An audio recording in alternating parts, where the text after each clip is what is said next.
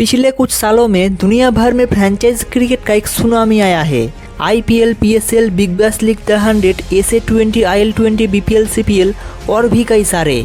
आए दिन हर कंट्री में एक नई लीग का जन्म हो रहा है। प्लेयर्स को नए कॉन्ट्रैक्ट मिलने लगे और बोर्ड्स उनके पीछे रह गई।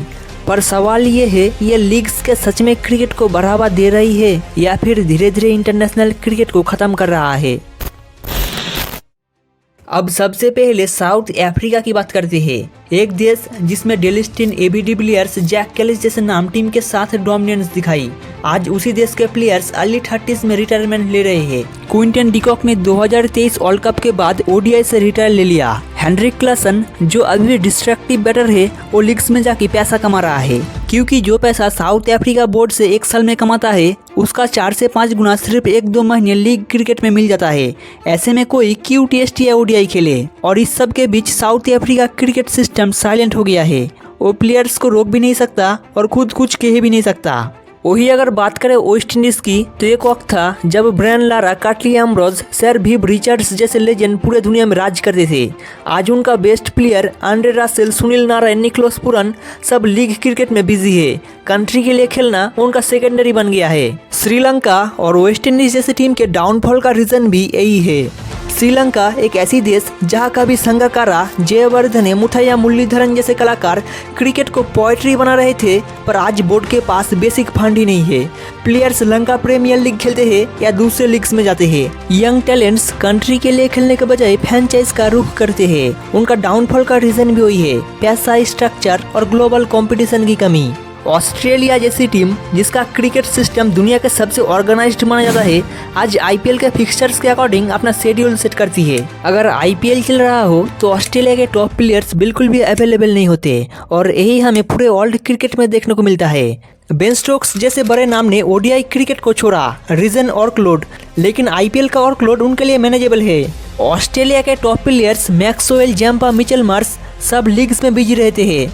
IPL और बिग बैश उनके लिए फर्स्ट प्रायोरिटी बन गई है। बायलैटरल सीरीज कैंसिल होते हैं, टेस्ट मैच पोस्टपोन कर दिए जाते हैं क्योंकि प्लेयर्स अवेलेबल नहीं होते। 20वीं सेंचुरी में ODI क्रिकेट का क्रेज सबसे ऊपर था। World cup, bilateral series, Asia cup सब एक इमोशन था, लेकिन आज ODI मैचेस में स्टेडियम आधे खाली रहते हैं। टेस्ट क्रिकेट सिर्फ कुछ ही कंट्रीज में बचा है, और वो भी ICC टेस्ट चैंपियनशिप के सारे। प्लेयर्स के लिए 5 दिन का मैच अब टाइम वेस्ट लगता है। पहले जैसा वर्ल्ड कप में भी कंपटीशन नहीं बचा। ये क्या 2 ही टीम डोमिनेट करती हुई दिखता है, और ऐसा लगता है कि बाकी टीम्स सिर्फ फॉर्मेलिटी के लिए वर्ल्ड कप में पार्टिसिपेट करता है। लेकिन जब पूरी दुनिया प्लेयर्स को खोना स्टार्ट कर चुकी थी, तब BCCI ने एक क्लियर पॉलिसी बनाई। जब तक कोई इंडियन प्लेयर ऑफिशियली रिटायर नहीं करता, वो IPL के अलावा किसी और दूसरे फॉरेन लीग में पार्टिसिपेट नहीं कर सकता। ये रूल स्ट्रिक्ट है, और इसीलिए विराट, रोहित, बुमराह जैसे प्लेयर्स सिर्फ IPL और इंडिया के लिए ही अवेलेबल होते हैं। इंडिया का क्रिकेट बोर्ड फाइनेंशियली पावरफुल है, इसी वजह से वो प्लेयर्स को रिटर्न कर पाते हैं। बाकी बोर्ड्स जैसे West Indies, Sri Lanka, south Africa, Afghanistan, New Zealand ये लग्जरी अफोर्ड नहीं कर सकते।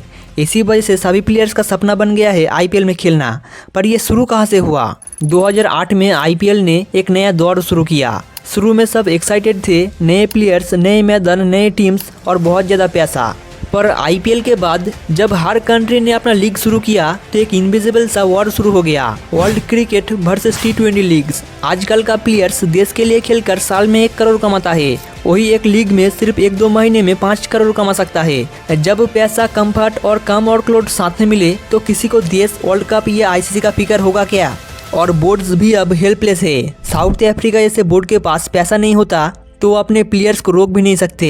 ऑस्ट्रेलिया जैसे स्ट्रॉन्ग बोर्ड भी अब IPL से पहले प्लेयर्स को चुपचाप रिलीज कर देते हैं। पर इसका सबसे बड़ा नुकसान किसको हो रहा है? फैंस को, जो चाहता है कि उनका फेवरेट प्लेयर न्यूजीलैंड के लिए सेंचुरी मारे, वेस्ट इंडीज के लिए हैट्रिक ले या साउथ अफ्रीका के लिए मैच जिताए। पर उन्हें क्या मिलता है? एक खिलाड़ी जो मुंबई इंडियंस के लिए अवेलेबल हो, पर देश के लिए नहीं। इसी वजह से वर्ल्ड में क्रिकेट देखने का इंटरेस्ट दिन ब दिन कम होता जा रहा है। आज ICC की इम्पोर्टेंस इतनी कम हो गई है कि बोर्ड्स अपना अलग से कैलेंडर बनाता है। बायलैटरल सीरीज कैंसिल होती है, टेस्ट मैच पोस्टपोन किए जाते हैं, और फैंस कहते हैं लोग तो T20 ही देखते हैं, वर्ल्ड कप का किसी को फर्क नहीं पड़ता।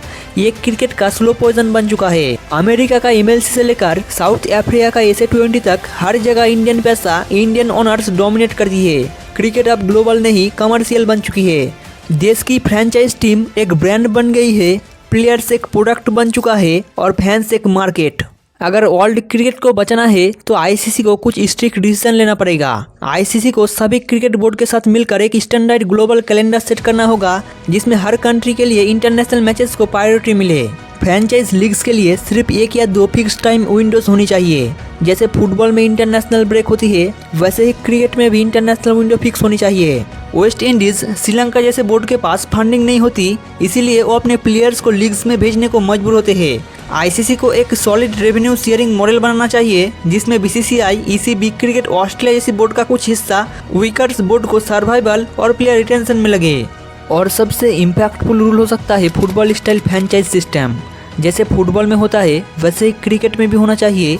एक प्लेयर एक वक्त में सिर्फ एक फ्रेंचाइज टीम के साथ कॉन्ट्रैक्ट में हो।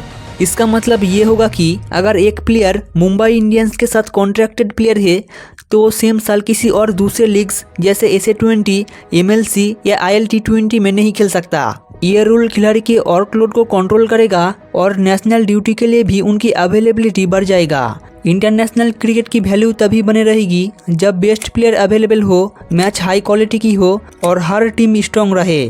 क्या T20 लीग्स ने इंटरनेशनल क्रिकेट को कमज़ोर बना दिया है? आपको क्या लगता है? कमेंट करके बता सकते हो। Thanks for watching.